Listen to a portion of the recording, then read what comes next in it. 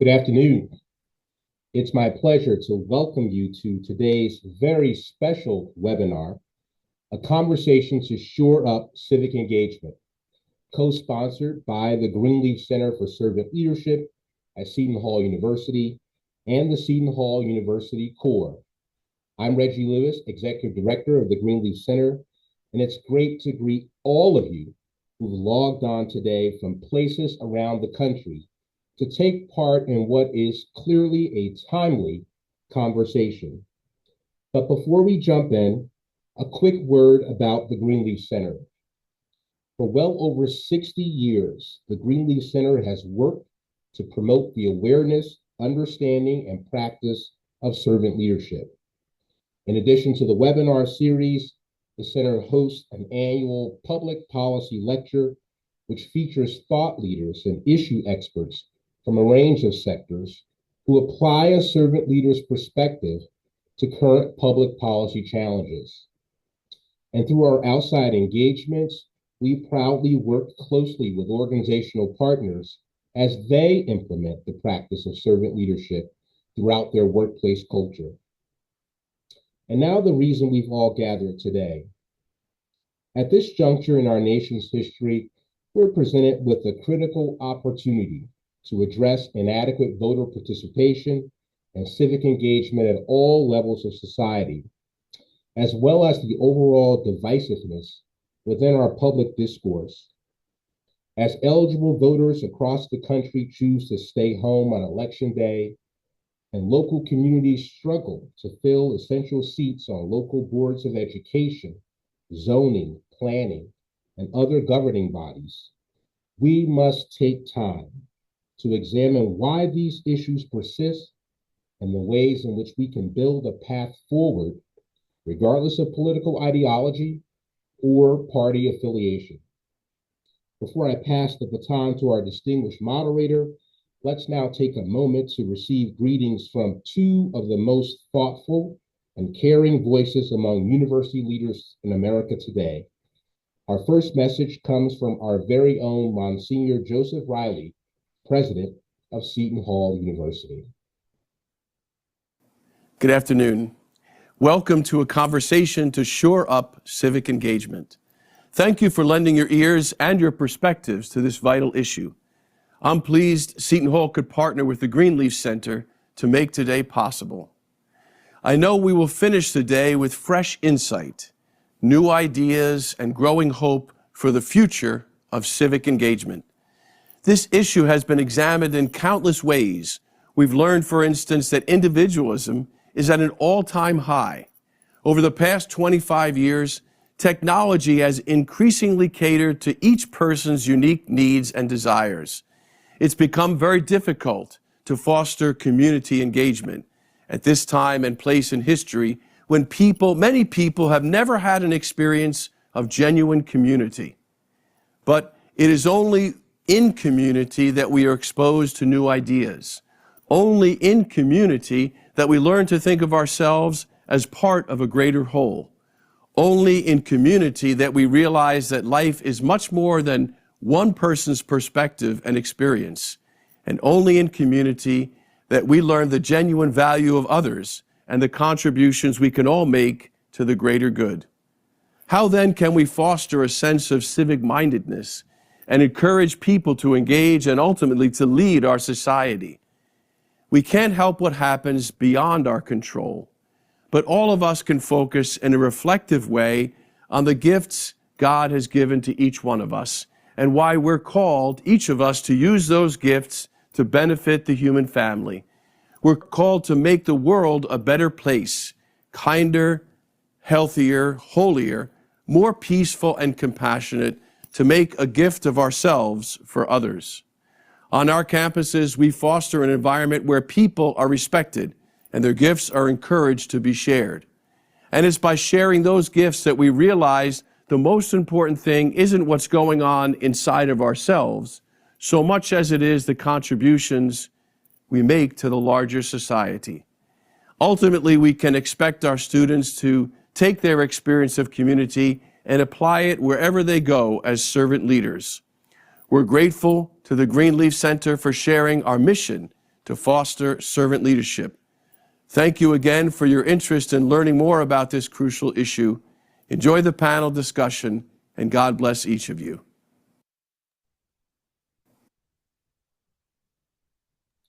Thank you, Monsignor Reilly, for your inspirational message and the reminder that the value of shared community remains ever so essential.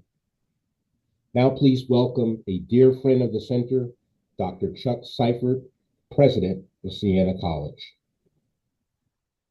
Good afternoon, everyone, and thank you all for being here. It is truly my honor to help kick off this distinguished panel. I want to begin by expressing my gratitude to the Greenleaf Center for Servant Leadership for hosting this most important conversation. Your mission to advance servant leadership aligns so closely with the values we hold at Siena College, and I hold personally, those values of community, compassion, and action.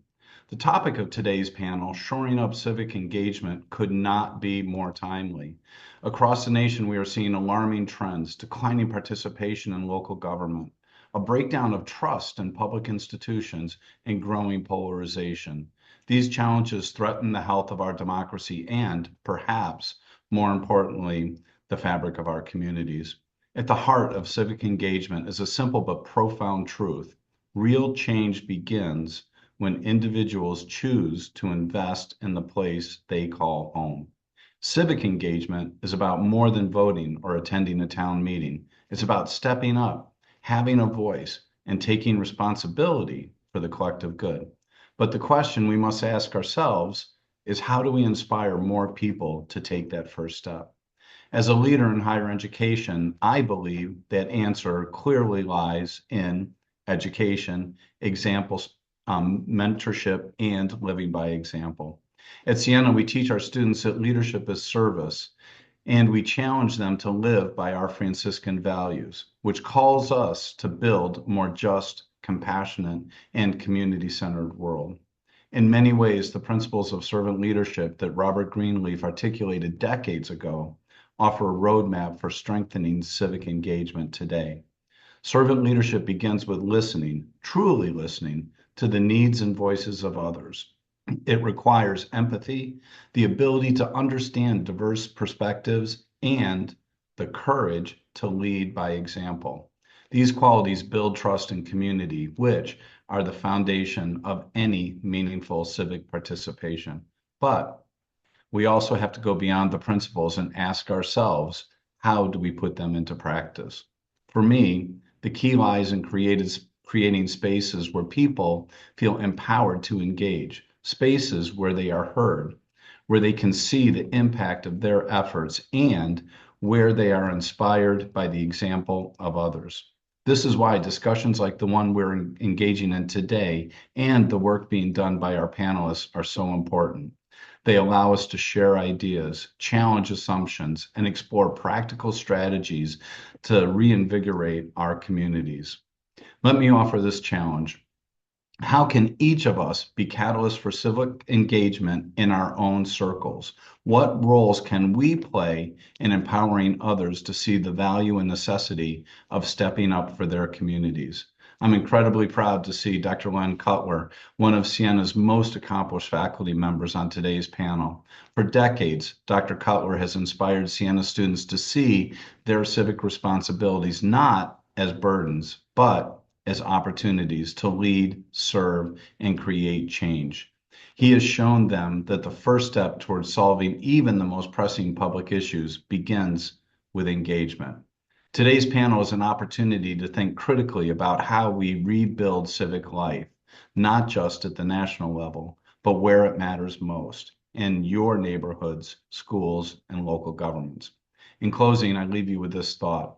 The strength of our democracy, our communities, and even our own lives depends on our willingness to engage with each other.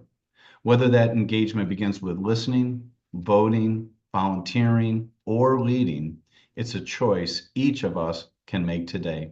Thank you so much for being part of this conversation. I look forward to hearing your ideas and learning from each and every one of you. God bless, and thank you so much. Thank you so much, Chuck. The Siena College community is so fortunate to have you at the helm.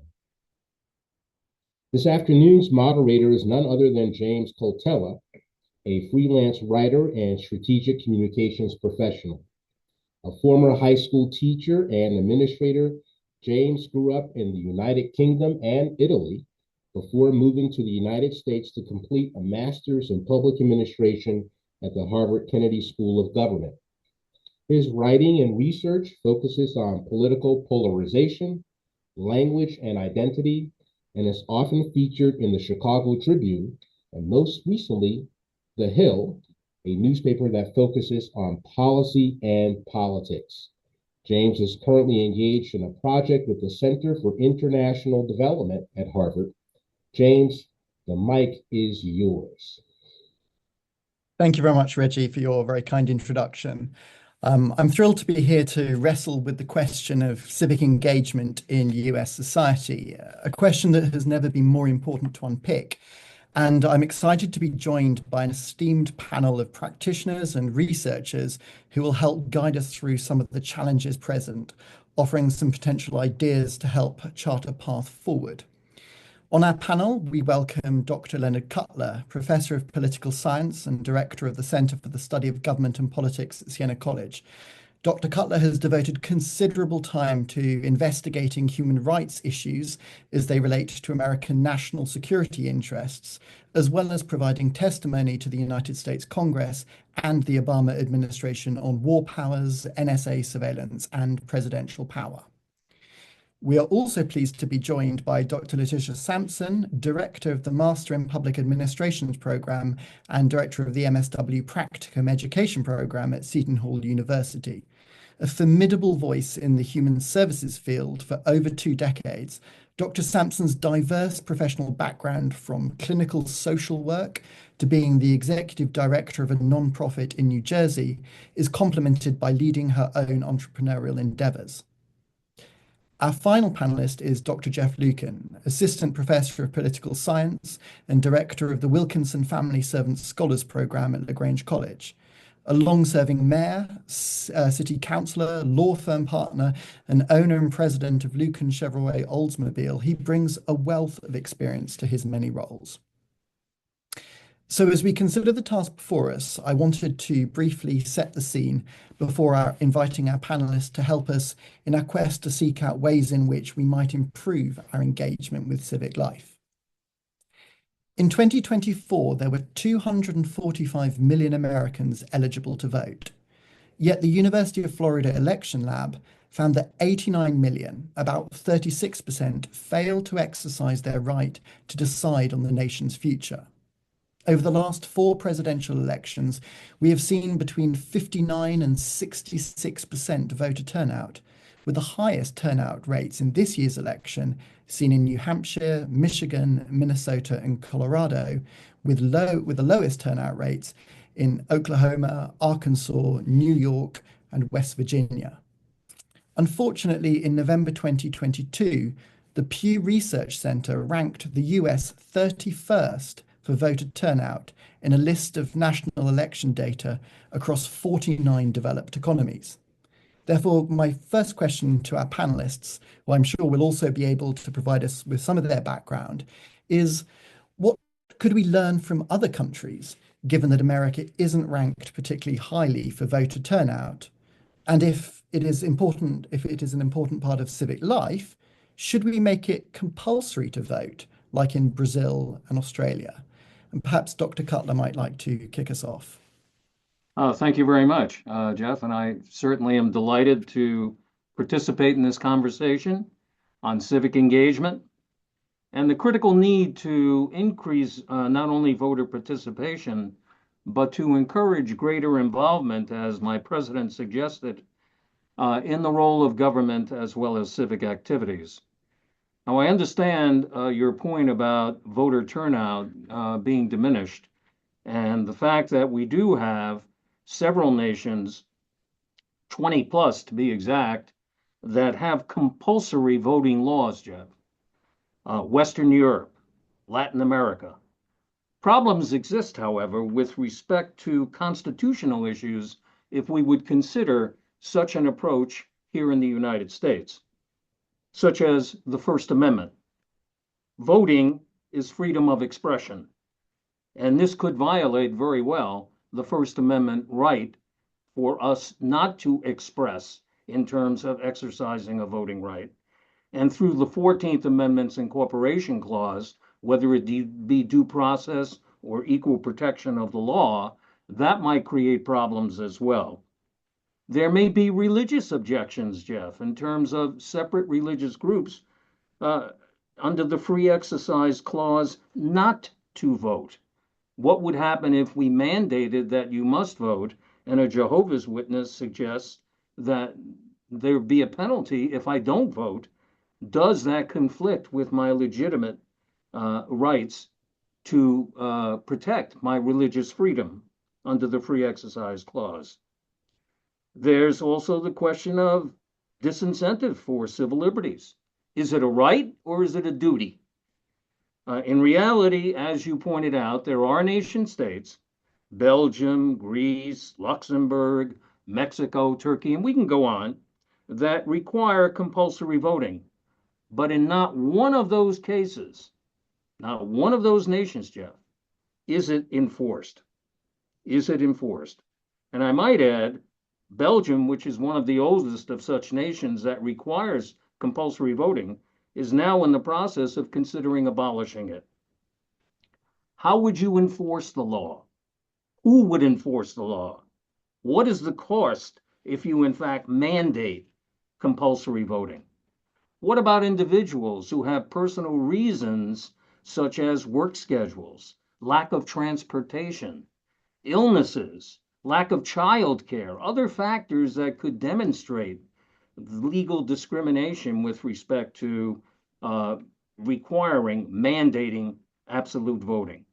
And what if forcing people to vote in terms of gerrymandered districts? As you well know, if we have gerrymandered districts, then indeed there may be one political faction over another that is controlling. And in New York State, and I'm sure this is true in other jurisdictions as well, we have many situations on local and state elections, Jeff, where in fact there's only one candidate running. There's no competition. You force an individual then to vote for that one candidate, even though there's no competition. So these are some of the questions that I would raise in response to your suggestion that should we consider mandatory voting or compulsory voting like Brazil and some of the other nations. Thank you very much. And I think it's interesting, this idea about how, how would we enforce the law?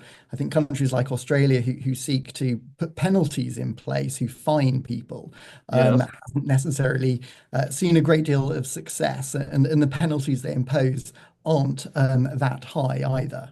And a penalty of a fine could even be regressive, depending upon the individuals and what they're forced to pay. I know there's discussion it would be a minimal amount, $15 to $20 or whatever, but for some individuals that might not be so minimal.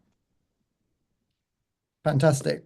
And I think, maybe we need to consider this idea of trust, and perhaps Dr. Sampson, a Pew Research report last year found that in 1958, about 3/4 of Americans trusted the federal government to do the right thing almost always or most of the time. But of this past April, that figure stood at 22%. And I was just wondering, Dr. Sampson, from your perspective, how could we perhaps improve people's trust in politics and government if we can't sort of seek to enforce them or oblige them to vote? Thank you so much. That's such a great question. And thank you so much, Dr. Cutler, because you really set off such a springboard for us to really think critically about these issues.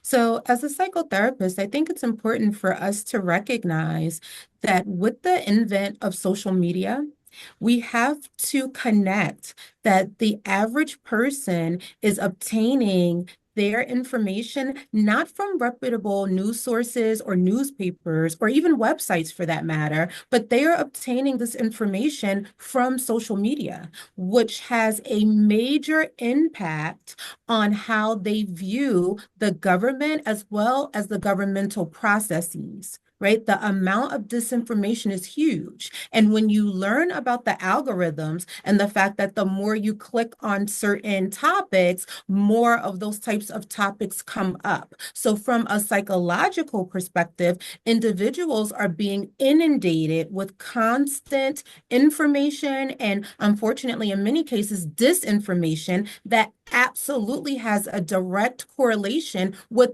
how they feel, right? Because people connect politics with their feelings, with their emotions. And so if you can be swayed either way to engage in the process or to not based on some of this imagery, it's really important for that to be brought into view.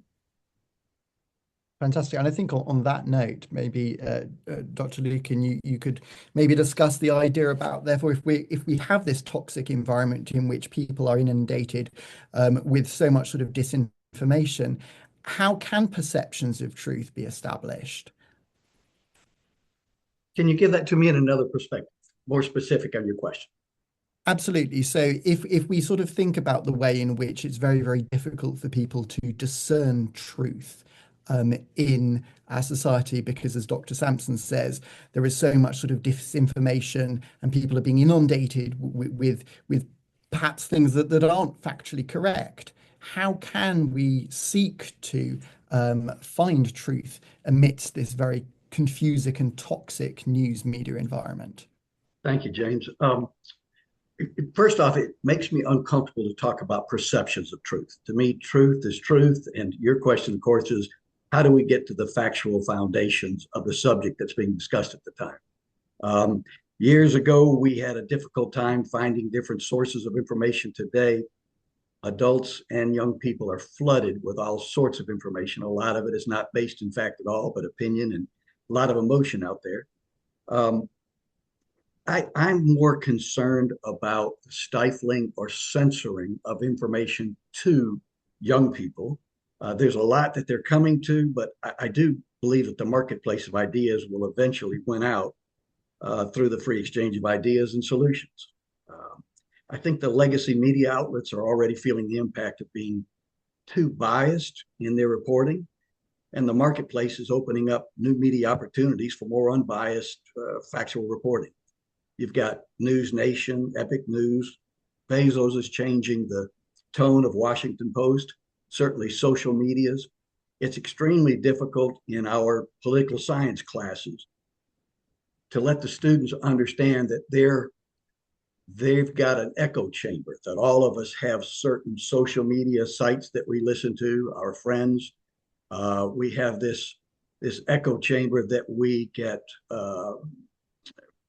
a foundation that supports our existing views. And so I think our students in particular, but certainly the public at large, needs to understand that they have to listen to other sources of news, including those sources that seem to be biased in another direction than they believe. Otherwise, they're not going to hear a great discourse of different ideas. They're never going to fully understand that the other side is not the devil themselves, the unreasonable evil that we've been taught. And this exchange of ideas, even if it's a bit uncivil, is certainly more helpful than us trying to determine what is truth, what are dangerous ideas, and what are we going to do to censor those ideas. Thank you. Very well said, Joe. I agree with that. Can I weigh in for a moment? Yeah, absolutely. Because I certainly like your comment with respect to the marketplace of ideas of Oliver Wendell Holmes. Goes back well into the early part of the 20th century, and the scare that we had in terms of World War I, and certainly that resonates. But you raised some very good points, Jeff, in terms of us, okay, as citizens, being able to challenge the credibility of sources and to scrutinize the content before accepting it as fact in terms of face value. So we need to seek out different sources of information and certainly not just accept one narrative as the truth source or the be-all and end-all in terms of forming our opinions. You know, when we're hit with negative news, we shouldn't make the assumptions about the individual sense of the story without looking at solid evidence. So there's an onus upon us as citizens to be mindfully aware. You know, Meta just announced recently they're not going to do any fact checking anymore. Okay, well, who's going to do the fact checking then? Who is it up to fact check? It's up to us as civically engaged and minded citizens to follow through. That's our responsibility, to turn to different sources of social media as well as, quote, traditional media in terms of our ability to make sense of what's going on. Dr. Cutler, do you think that when the US had the fairness doctrine, that actually that sources were more credible? And you know, since the absence and the repealing of the fairness doctrine in the late 80s, that has caused a greater difficulty for us to be able to have credible sources of information. Well, I think that in fact, again, we go back to freedom of expression and freedom of press. That's embedded in our Constitution's Bill of Rights. And very definitely, we should be able to and willing to accept different sources of information. But we shouldn't accept those sources as the be-all and end-all in terms of the information they're providing us. So what I'm suggesting is that there should be multi-sources of information that we, as informed citizens, and that's what I suggest to my students, don't just focus on, for example, Fox News or CNN. Don't just focus on Meta or Instagram or TikTok. I mean, there are various forms of social media as well as traditional media in which we can, in fact, engage and develop informational sources where we can come to some viable conclusions on our own. Thank you. Dr. Sampson, I wonder whether if we take this idea about multiple sources of information, and at the moment we really have a two-party state, I wonder whether if we had more political parties with different positions that are being expressed to us, whether we would be better able to have more credible sources of information. So, James, I think that that's a great question. And I think that, you know, there are other political parties, but I have to focus in, though, on the importance of both the psychological and sociological factors at play here. And so being from my positionality as a clinician as well as an academic, right, I pulled a couple stats that I think are very important because I agree with Dr. Lukken's perspective that we want to deal in fact, but we as academics and as program leaders are able to do that in a way that the general public is not. And so I don't know if additional political parties would really pass the mustard. And I'm going to give a couple stats really quickly that I think would help. So the first thing is Harvard Kennedy School in 2023 said that emotional appeals are 31% more likely to influence public opinion than factual ones. Pew in 2022 said that 58% of individuals are more likely to support opinions aligned with their pre-existing beliefs, even if presented with actual contradicting facts. The Journal of Communication in 2022 said emotionally charged headlines received 22% more engagement than neutral ones. And lastly, 74% of people, according to the American Sociological Review in 2022, said that they report aligning their opinions with their social or political groups.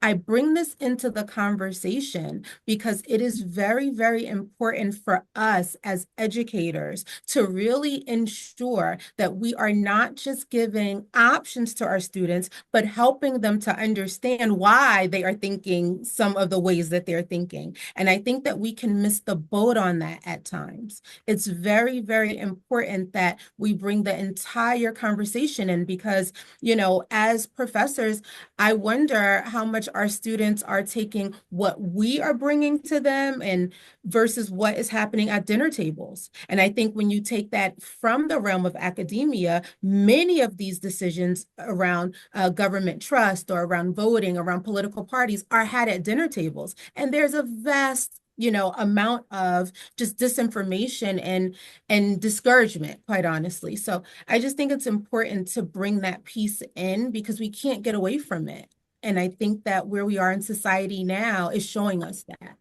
I think it's fascinating. I mean, Dr. Keith Payne, a social psychologist from UNC Chapel Hill, talks about this idea of a psychological immune system that kicks in when we're presented with information that isn't aligned with our particular perspectives and beliefs. And I suppose particularly where you have the geography coming from Europe, it's sort of interesting seeing obviously the contrasting geography of America and the impact perhaps that has in communities that are geographically isolated, in which sources of information of different information are quite difficult to come by, not least because I think it's about 45 million Americans don't have access to regular broadband. And I suppose I wonder to that point, Dr. Sampson, how do we seek to help people confront ideas that perhaps that aren't aligned with their perspective? I think it's a tough mountain to climb, but I think that we have to have conversations like this where we are really in a space to educate as much as possible. I think that something that was said earlier, I'm not sure which one of my co-panelists mentioned it, but it's important that people are able, once they receive information, to walk away knowing that the other side is not evil. I forget which gentleman said it, but I think that again, because of that emotional spring that's included, people really walk away with hatred for anyone who has a difference of opinion politically or hatred for our governmental systems that are in place to protect us and for us to be able to thrive as American citizens. So that's where I think for me, I get really, really concerned when there is no opportunities for education, that there is a position that is different than yours and it should be welcomed and it should be heard. Even if you disagree, at least be willing to hear it. And I really challenge my students to do that as much as possible because oftentimes there is not that space of openness. And I think that is the starting point through education. Dr. Latasha, I agree with what you're saying. But going back to your point, James, you're saying that 45 million don't have access to broadband. All right. So the question arises, if we're doing webinars of this nation, then how do you reach out to several of those 45 million who in fact aren't able to consume this exchange and a very healthy exchange that we're talking about in terms of civic engagement? For me, it all begins in the educational system, and I think that's what Latasha was emphasizing in her statement. But how do we get our message out to the broader audience? Certainly we get it to our students, and then how do we get it from our students to their parents or their relatives who don't have such access? You see what I'm saying? Absolutely. And I mean, I think that there is a great problem that, again, Keith Payne talks about this idea that Americans very few Americans can correctly even understand the difference between liberal and conservative ideologies. And I wonder, Dr. Lukken, how you might sort of envisage, greater sort of civic education within school systems, and what sort of has been your experience about the ways in which you've been able to help people counter that lack of information, perhaps understanding of what it actually means to be liberal or be conservative. Yeah, I could use my own example as a laboratory, essentially. Our Center for the Study of Government and Politics here at Siena College is a partnership, okay? We're an educational institution. Chuck talked about our mission in his introductory remarks, and I think he did it very well. So we are committed to, in fact, as a center, this partnership is between and among our students, our faculty, and our research institute, Siena College Research Institute, which does all the national polling and research for the New York Times. The principal focus of the center has been civic education, encouraging our students to, in fact, become civically involved. And we capitalize on the capital. We're only 3 miles from Albany as the state capital of New York. So we take advantage of that situation, James, by, in fact, having our students interact and engage with state government, legislature, executive branch, executive agencies, not-for-profit institutions, advocacy organizations, county government, our Albany County government, the county legislature, the county executive, as well as local government, our mayors. We have the town supervisor directly across the street from the college, and the town supervisor, in fact, works with our students in internship capacities. I think that's very important for civic engagement and education, in addition to the fact that we sponsor all kinds of roundtables, discussions, workshops. With whom? With public office holders, whether they be Democrat, Republican, Independent. We certainly have their involvement, their role to play, a number of whom are alums of Siena College. And I think that's the way that, as an example, we can become much more involved through education to get our students much more civically aware and participating, separate and apart from us being a voter-friendly campus as well. I'm sure other colleges and universities, I'm not quite sure about Seton Hall, but I'm sure they have voter registration drives, absentee voting. We have that at Siena College. So I'm trying to provide you with an example of how we can possibly get through to students in the educational system using my laboratory as an example. James, may I follow up a couple points? Thank you. You brought up a great point about high-speed broadband. 45 million people don't have access. That's as important infrastructure today as water, electricity, sewer. I think we need to make sure we keep pressure on our governments to bring that infrastructure and that capacity to our population if we're going to be worrying about their proper means of communication and education. Following also on Dr. Cutler's comments, I think it might also be important to take a look at getting our students engaged in the community and other areas besides politics.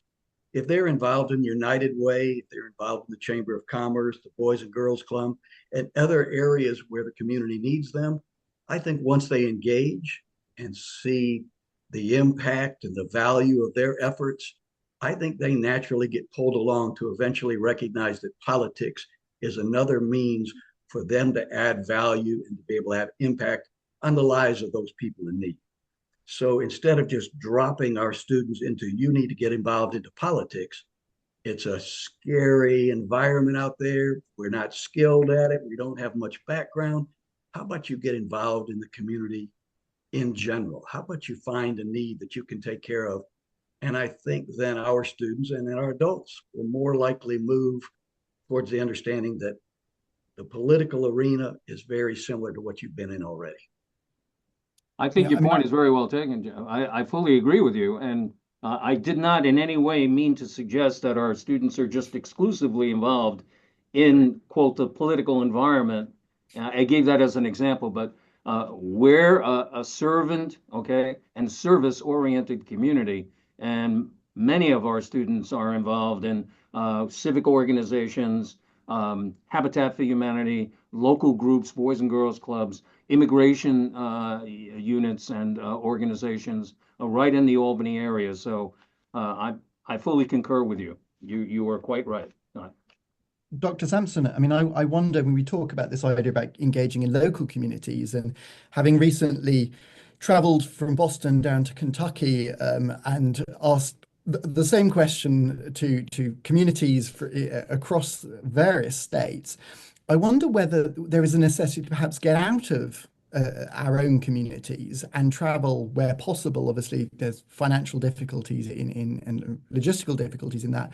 But is there a necessity to tap into other communities so that people get a greater sense and exposure to what actually civic engagement means to people in different parts of the country? I'm sorry, James. I missed some of your question. Could you please say it one more time? Absolutely. I was just wondering whether, rather than, obviously, there's a great benefit of getting involved in local communities, Sure. but is there perhaps a real benefit to trying to get involved in communities in different parts of the country, people from Kentucky engaging with people in New Hampshire, for example? Absolutely, absolutely. I think there's a huge benefit to that. And unfortunately, with some of the, catastrophes we've had in our nation the last few years, where volunteers from different parts of the country have been able to really be on site, I think it's very important for people to see other people that live very different lives than they live. And to recognize that one of the things that unite us is that we are all doing the best we can and we want to have good lives. We want to be healthy. We want to take care of our families, right? And so sometimes I think it's so easy to look at those people, whatever those people are, right? That is opposite of you, and not see their humanity. Not see that just like you, they just want a good life. So I think having that viewpoint and being able to really get into spaces where you can interact with individuals that are different than you makes all the difference. I'll never forget when I had an opportunity really quickly to go to Iowa and to work on a farm. That changed my life. Right? Not only was it devastatingly hard work, but it helped me truly understand the positionality of folks in Iowa and what they need and why they need it. And I don't think I would have had that same opportunity just reading a book or even speaking to a person briefly. So I think any opportunities that we have to get out of our own way, right, and our own way of doing things in our own part of the country and to venture out, it makes a huge difference in your perception of others. And I think it makes you more open as well. Definitely. I think it's a divided nation with much in common. And I think Yes. you're very right in saying that actually, if we can start to find what we have in common across the nation, then actually we will start to perhaps see our common humanity rather than, as was alluded to earlier, the anger Yes. that we seem to have for each other. Dr. Lukken, I Precisely. don't know if you want to Absolutely. perhaps weigh in on that at all, this idea about local versus sort of the national. I love what Dr. Sampson was saying. The more we get exposed to different ideas, whether it's by geography or a diversity of thought, it can only help us be more open and accepting and understanding there are so many different sides to a particular issue. Again, we stay in this small little bubble that we live in, not necessarily by geography, but by the people we surround ourselves with and the ideas and the politics. And it can only help us to get more exposed to that diversity of thought. On that, do you think, Dr. Lukken, that actually there is a greater value in sort of local and state government, or would you place greater value in federal government? What's your perception about the importance of those issues within American society? As far as the ability to improve citizens' lives, that would clearly be the local government, the city and counties, then the state, then the federal. I think people feel that they can get involved, that their voice is more often heard, that they can make an impact. And in fact, what a mayor of a small town or even a governor of a state can do certainly impacts the lives more than the federal government would. In LaGrange, we have a couple of interesting organizations. One of them is called Leadership Troop. And we look for anyone that's 25 years and older, and we invite them to be part of this group of about 25 people. And they introduce them to how our community works, the hospital, the foundations, the county government, the city government, United Way, Chamber of Commerce. And they now have a greater understanding of how these pieces fit together. and how important their own personal engagement and efforts would make in the community. So they don't just go into it like a bull in a china shop. They have a greater understanding not only of how the operations of the community work, but where they might fit in and find some value and love of their own work. Same thing we have with the younger students, 18 and younger. We have a similar organization of young leadership that we try and expose them to a lot of different factors of how a community runs and where they might fit in.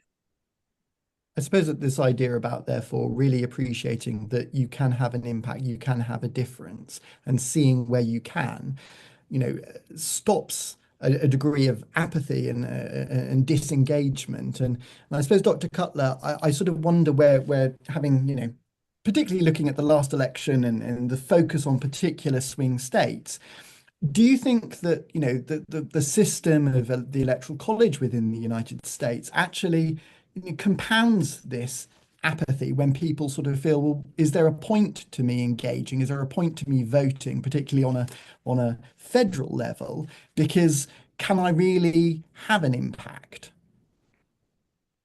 Well, I know there's a great deal of frustration with the with the Electoral College and the Electoral College system, but that's been true throughout American history, James.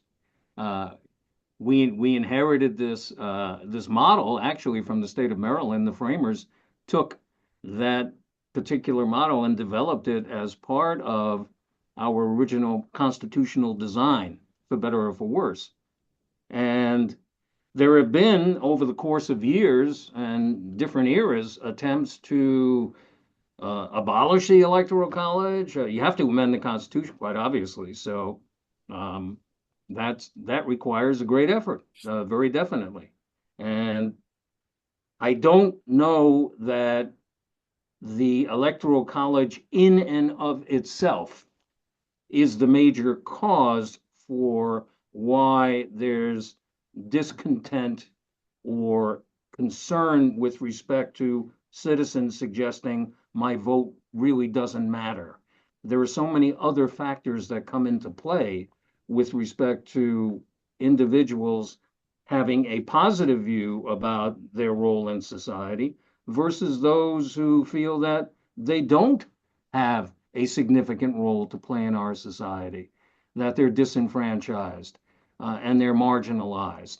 And as a result, they then escape from participating. And certainly your statistics bear out why American voting behavior is so chaotic with respect to off-year elections in particular.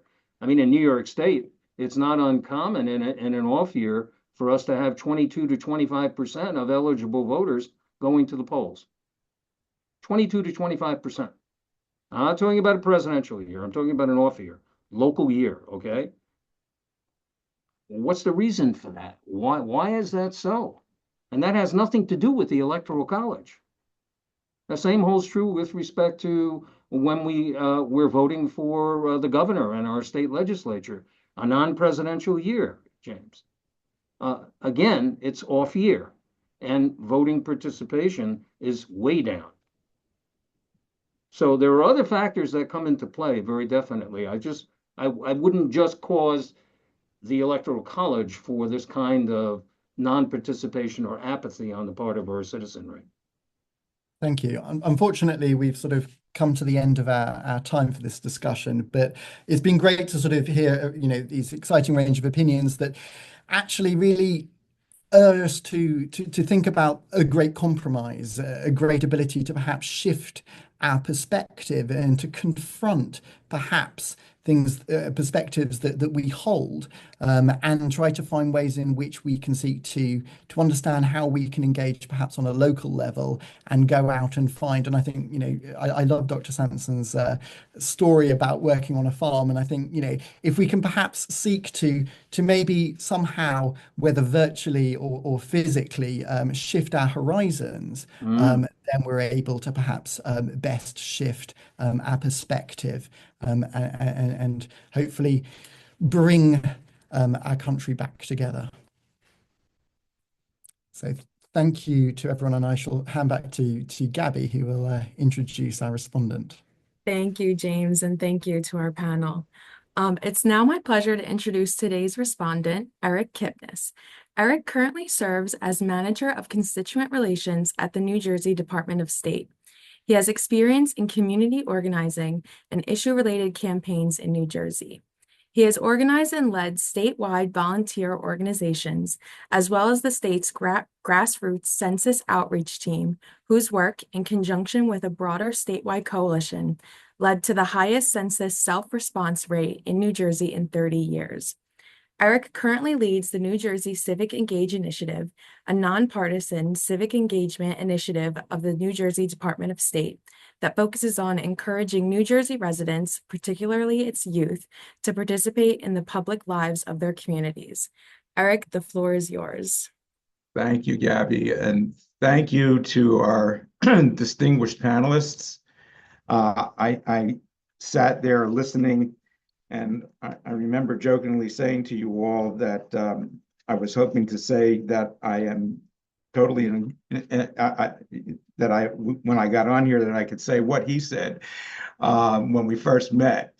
I won't use that phrase, but I will tell you that much of what I heard, I was in absolute agreement with.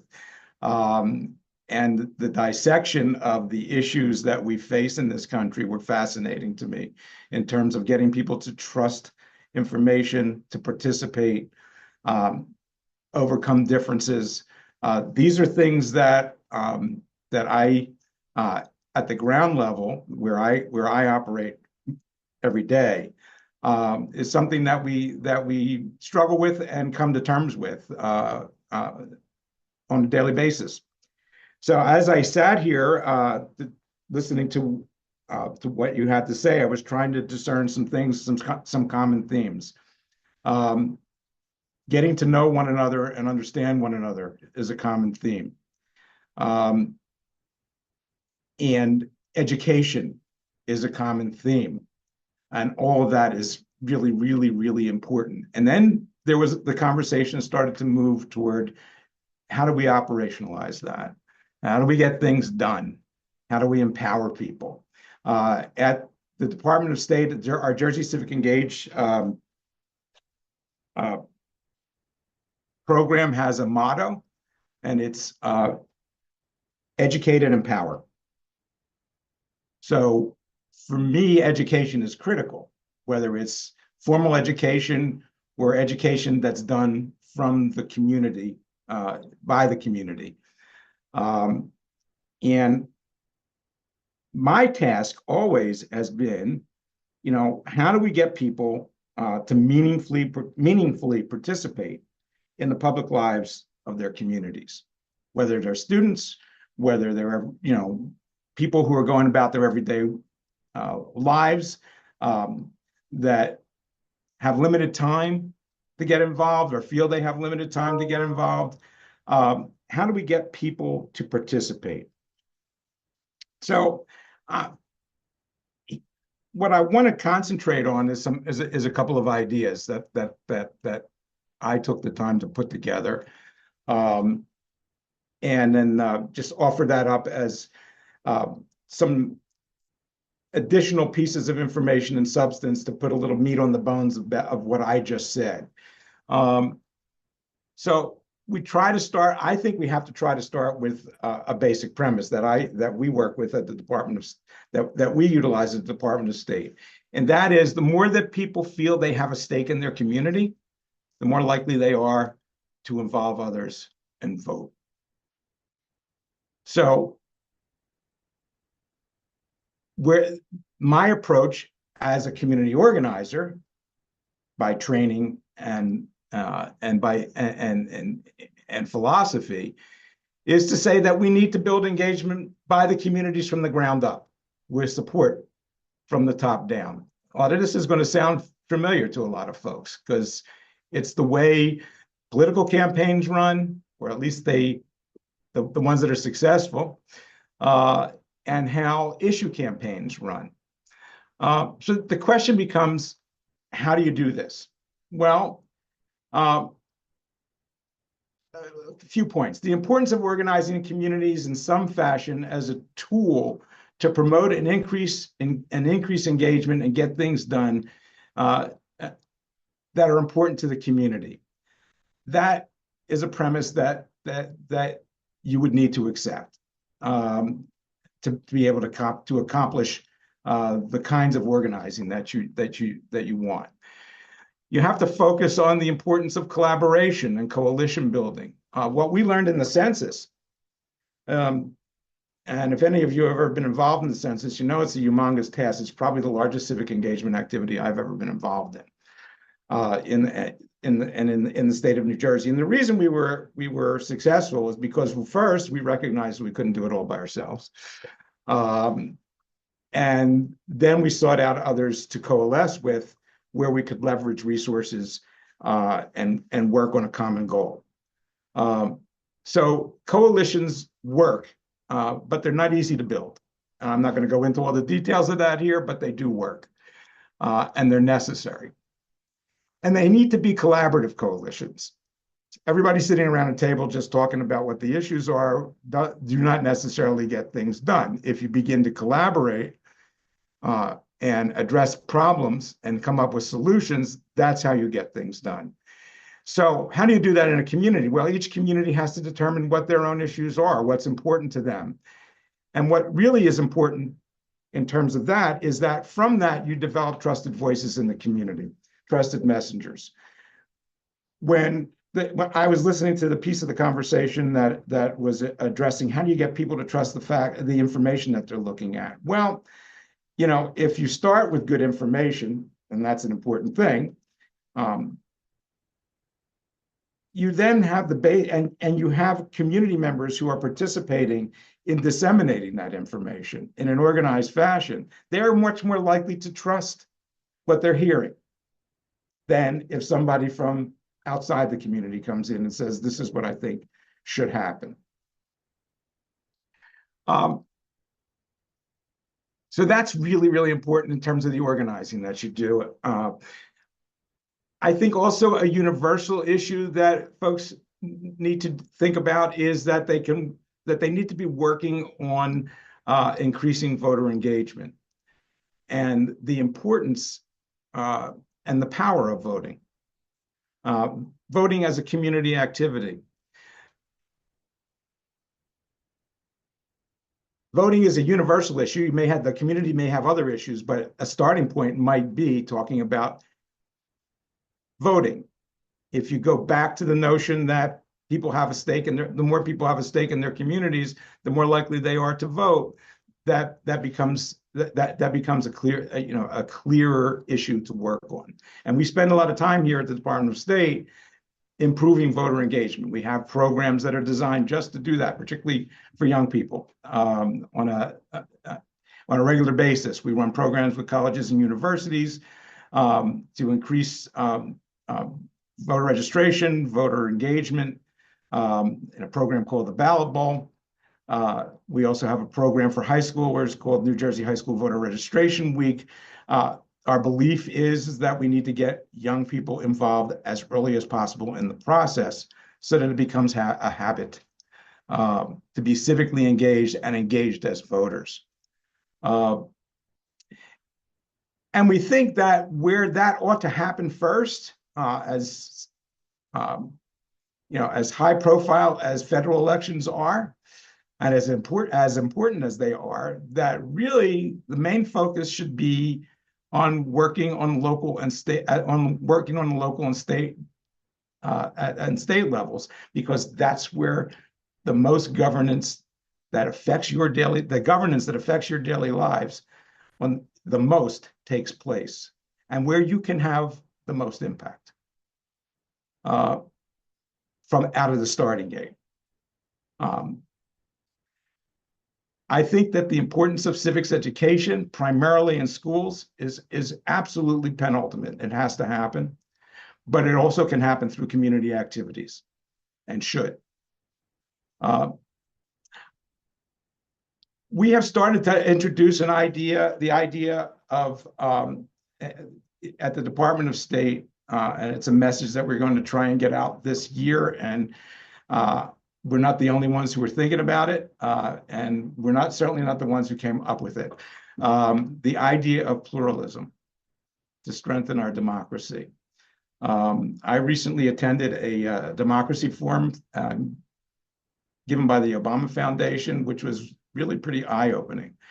The notion is that it's important and this goes back to understanding each other, even if you disagree with each other.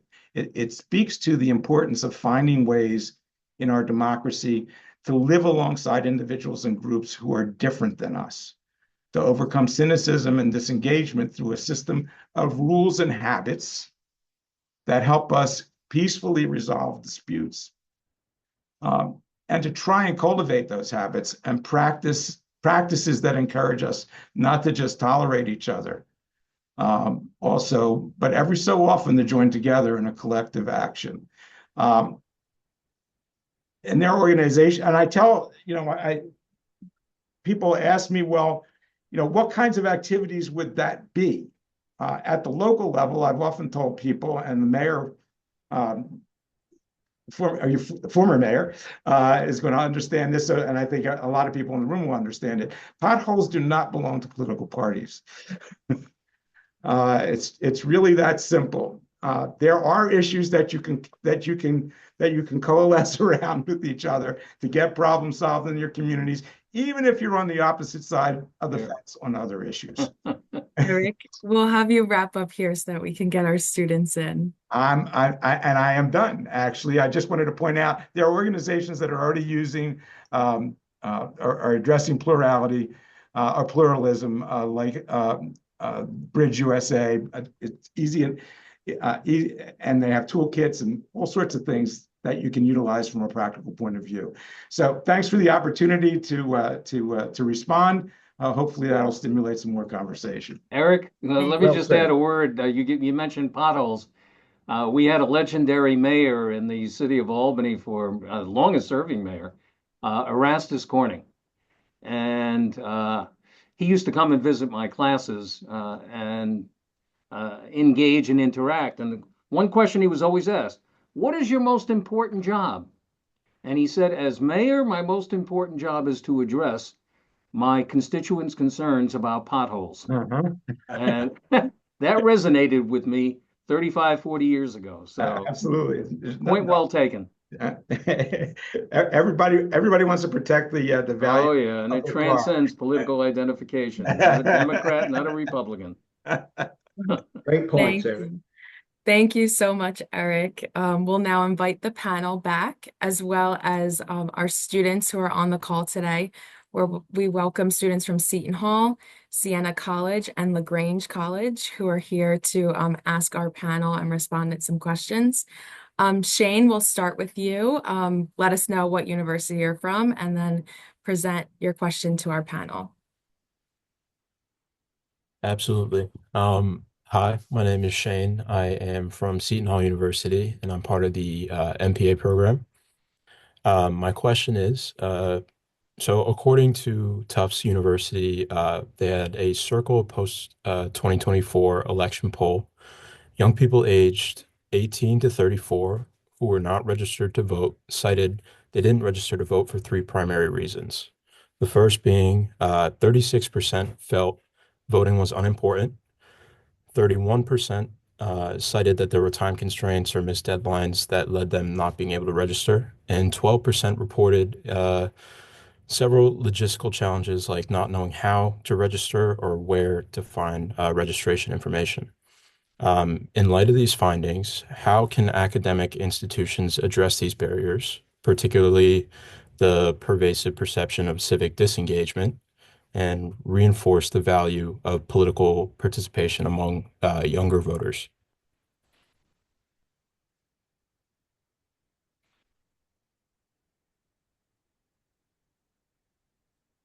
Start. Anyone want to break the ice? I can take a stab at it if you like. Shane, I can give you the example that we provide at Siena College. We're a voter-friendly campus, and very definitely we have our student organizations. It's Political Science Society, it's our Young Republicans, it's our Young Democrats. And this is nonpartisan, all right, across the board, wherein we help students to understand the registration process. We work directly with the League of Women, LWV, League of Women Voters. They come to campus. They provide roundtables and information sessions for the students, in addition to the fact that we proactively, through our students, directly with students, interacting with students, help them register as well as exercise their absentee voting power. I think that's a very clear way that we can enhance at least getting students registered first. You can't vote unless you register, quite obviously. And the key thing is to get students to register. So that's one example for you.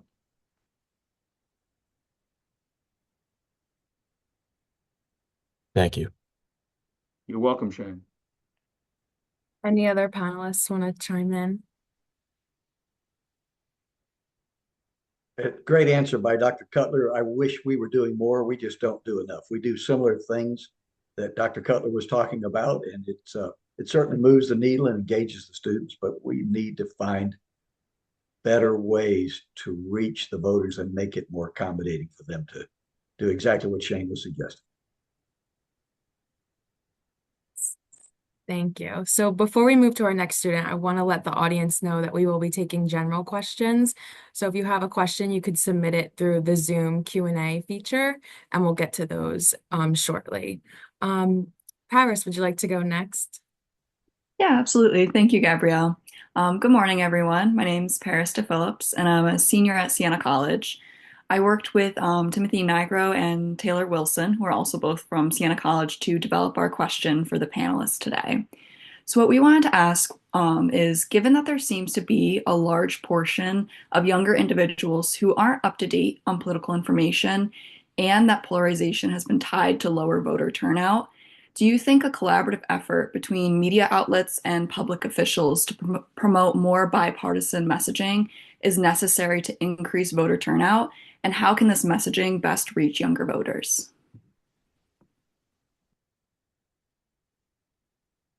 Gosh, great question, Paris. What is your answer, Paris? What do you think about that? I'm sorry, what'd you say? Paris, I'd like to know what you think about your question. What's your answer? So if I was asked this question, I would say that I do think there needs to be more bipartisan messaging on media outlets. I think some of the strongest polarization we see is on media. When you see news headlines saying Fox News says one thing and CNN says another thing, and I think that contributes very largely to the polarization that we're facing in our country today. And I think that if the general population in the United States saw a collaborative effort between public officials and the media coming together to promote this bipartisan messaging, it would send a strong message to the general population of the United States that it's okay to stop and listen to what the other side has to say. And I believe someone said it earlier, to view the other side not as the enemy, but to kind of have that marketplace of ideas that you were referring to earlier. And I think that this messaging can best reach younger voters by really capitalizing on social media. As Dr. Sampson said, a lot of younger individuals are receiving their news through social media. And so we can't force these younger individuals to come to us at this point. We have to go to them. And so I do think that this bipartisan messaging is necessary, and that to best reach these younger voters with this bipartisan messaging, that it needs to be on platforms that younger individuals are using. Yeah, that's an interesting. I'm sorry. Go ahead, Jeff. I was just to say, great answer, Paris. The more that, certainly on local levels, that you can show elected leaders working together on a panel, answering questions, but their main effort is to decide how to approach a problem in a unified way, collaborating with everyone, state level, federal level, the same way. This discourse has got to become more productive, instead of just a lot of yelling and angry discourse. The ideological sides of it get in the way of the solutions that we need to be finding and discussing. Yeah, Paris, Your question resonates as well as Shane's question. I mean, the two of them are just about complementary. And specifically, Marshall McLuhan so many years ago said the medium is the message. Yeah, well, we certainly have discovered that. Social media is the most critical communicant for our younger voters. And you need that kind of cooperation. I don't know if it would happen, but ideally you would need that kind of cooperation. You said with public officials establishing bipartisan messaging to increase voter turnout to reach the 18 to 25 or 18 to 34-year-olds, if you will. So you have X and you have Facebook and you have Instagram and TikTok. You would need support, I would think, as well, from local and cable news, in addition to social media, like the NPRs, okay, like Fox and MSNBC and CNN, et cetera, But I would go back to Tip O'Neill's statement about all politics being local and try to get through to our younger voters through local media with the cooperation of social media, if at all possible. Mm-hmm. Thank you, Dr. Cutler. It's an ideal question. You responded to it very well in terms of Jeff putting the question back on you. And I'm just adding a couple of points. So thank you. Great job, Paris. And I totally agree that it would be amazing if those social media resources could be used for some good. Yes, thank you. Okay, we'll turn to Mackenzie and Parker next. Hi, so I am Mackenzie. And I'm Parker. And we worked together, and as well as with Professor Lukken whenever we were coming up with our question for you guys today. Yeah, so we're the students from the Wilkinson Family Servant Scholar Program at LaGrange College. And our question is, what are you and your organizations, your programs doing to encourage and educate the younger generation on their civic responsibilities and relevant issues today?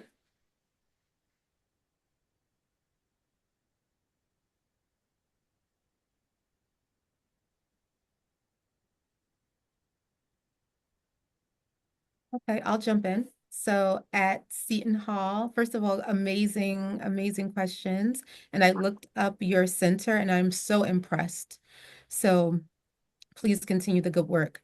So one of the things that we have decided to do at Seton Hall is to have a series of speakers series. And that includes, we had one last November where our first one, where we invited the lieutenant governor, we invited the deputy mayor of the largest city in New Jersey to come to campus to speak to our students.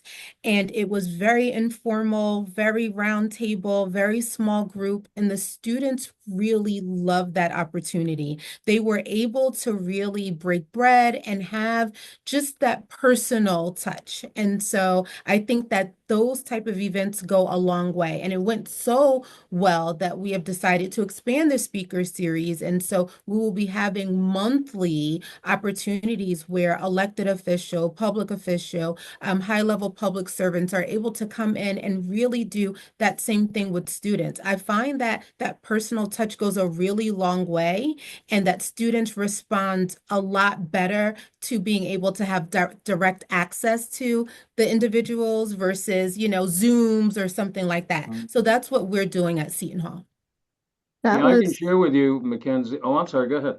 No, you're good. I was just going to say that was largely our motivation behind this question in particular, was like wanting to know kind of how you guys were really making an effort to connect directly with the students and getting them engaged in community and in civic duty, kind of like what is a good way to connect directly to them rather than just kind of broadcasting a general message. Yeah, and in addition to what Latasha was suggesting to you, Mackenzie and Parker, at Siena College, through our center, we hold a series of events not just round tables and symposia, but engaged events with alums who are involved in the public sector as well as the private sector. So, for example, in the fall semester, we did an evening where 6 or 7 of our alums, local government, state government, and advocacy lobbyists, come in and briefly talk about what they're doing and how they're involved. Then individual students have the opportunity to, each one of them goes to a high table and they interact with small groups of students to discuss further questions that the students have concerning their jobs, the role of government, how bills become laws, that sort of thing. And this provides our students with opportunities to, in fact, become interns, and some have even been able to gain positions, part-time positions or summer positions, working with these alums in their official capacities. So that's one of the things that we do to become more engaged with our student body. Good. At LaGrange College, our efforts are similar to what you talked about, Dr. Sampson. We not only bring in community leaders, but we'll bring in county chairmen, mayors, city managers, state senators, U.S. congressmen. We do that without the press so that the students are able to ask questions that might be considered personal and off the record. How did you get involved in politics? What's the most disagreeable times that you've had in politics? How would you recommend us all getting involved in it? We don't still do enough in our classes, I think, as far as civic engagement, general civics. My American government class has just been given extra areas I have to cover that deal with foreign governments. In just one semester, they're now being loaded down, and I'm afraid what we're studying is not as in-depth about our American government and our own civic responsibilities as it should be. Yeah, we do classes as well at Siena. We do state and local. We do a lobbying class in addition to our internships. And all political science majors and minors are required to take the introductory course. I don't know if that's true at Seton Hall, but the overview course, Introduction to American Government and Politics. Awesome. Okay, we'll now turn to our last student, Sonder. Thanks, Gabby. Hi, everybody. My name's Sonder. I'm from Seton Hall, and my question is, how do we get people to understand and value the importance of local and state government in our lives on a more personal level?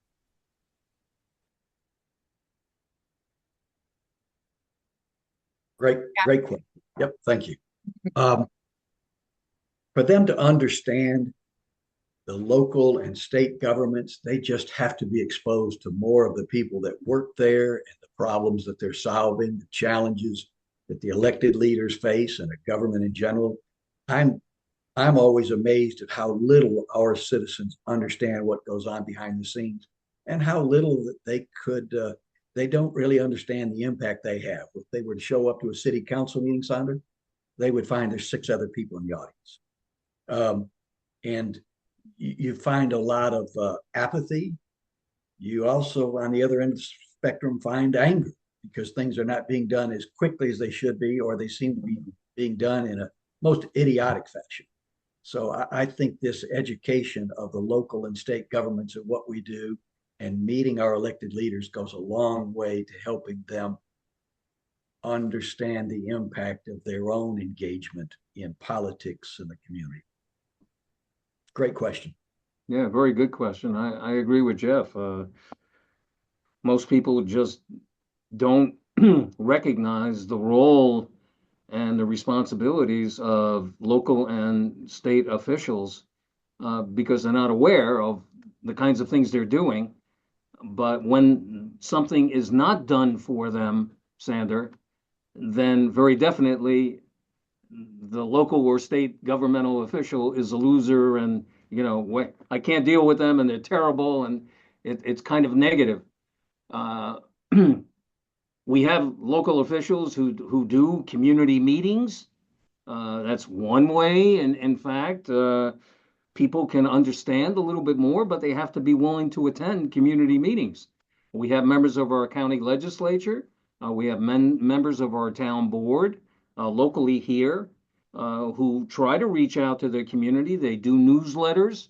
We get newsletters quite directly from our local and state officials as well, talking about the kinds of things that they're doing for their constituents, kinds of programs they're involved with. But we have a responsibility as constituents to read the newsletters rather than trash them, or in fact, be exposed to the information they're providing us. It's a two-way street, Sandra, is what I'm saying. But I agree fully with what Jeff was suggesting. It's a tough uphill battle. Thank you both. Thank you so much. Okay, I want to thank our students for joining us. I'm now going to turn to a few questions that were submitted by the audience. So the first one is with regards to change starting with education. Many citizens are not and have no intention of attending higher education institutions. How do we engage them in this dialogue?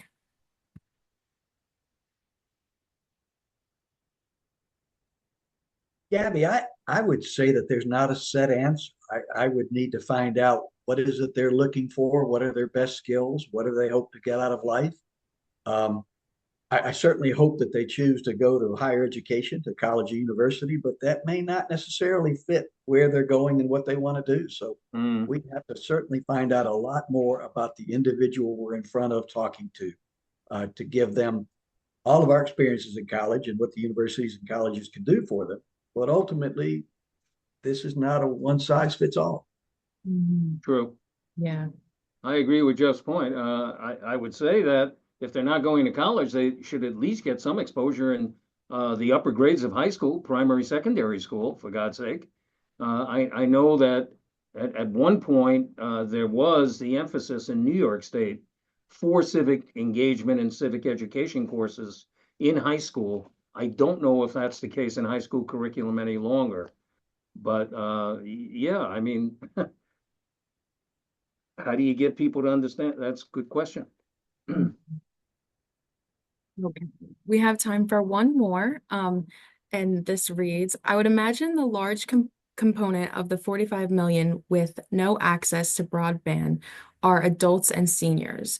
They're unable or lack knowledge about how to fact check, as one example. Thus, they probably rely on sources which are familiar.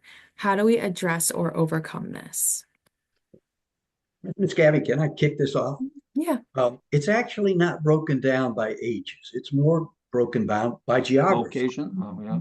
Absolutely. The rural areas. If I'm a corporation and I'm running this broadband, high-speed broadband down through your neighborhood, in just half a mile, I may be able to contact 150 homes. And that's going to make it profitable for me to get the high-speed broadband to you.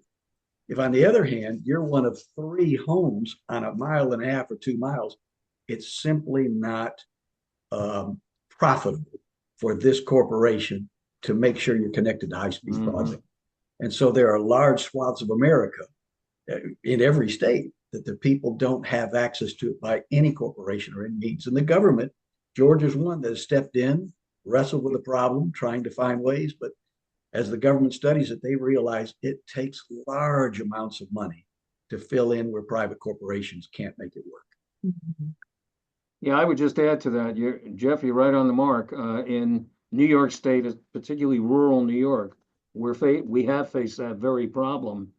And I would have to give credit where credit is due. And there's been a proactive exercise on the part of recent state government office holders, governors, to address that issue and provide the kind of financial assistance. That's what you need. You need the resources to invest in the broadband so that these individuals can reach out and have access.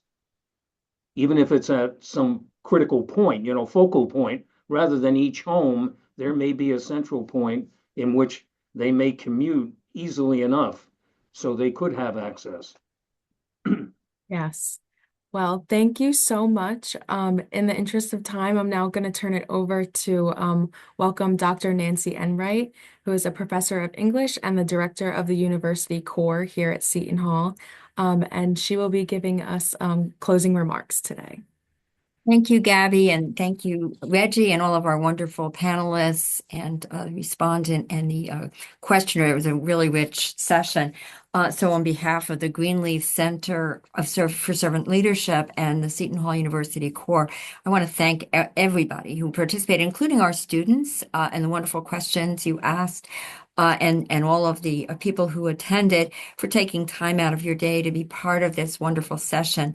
I felt the insights were really important and really timely. And I just wanted to refer to Dr. Sampson, your mention of going to work on the farm. When I was in college a long time ago, my boyfriend at the time did that. He went and worked on a farm. And I think it's really important to just engage. He was a New Jersey guy and he just did that.